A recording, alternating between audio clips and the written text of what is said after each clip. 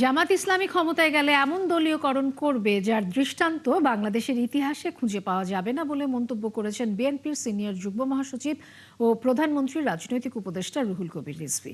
বিকেলে রাজশাহী বিশ্ববিদ্যালয় ছাত্রদল আয়োজিত আলোচনা সভায় অংশ নিয়ে প্রধান অতিথির বক্তব্যে তিনি একথা বলেন।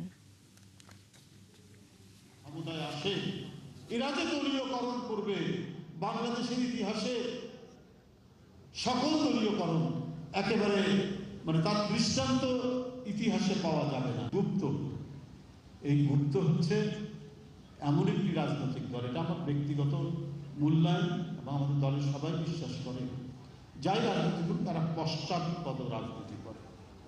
এদের দৃষ্টিভঙ্গি পশ্চাৎপদ, এরা অগ্রগতির কথা, এরা অগ্রগামিতার কথা, সমাজকে এগিয়ে নিয়ে যাওয়ার কথা এদের মধ্যে নেই। আপনারা যে জোর করলেন তাদের সাথে, আপনারা ইয়াং ছিলেন, আপনাদের রাজনৈতিক দর্শনটাও তো একটু আপনাদের উপলব্ধি করতে হবে।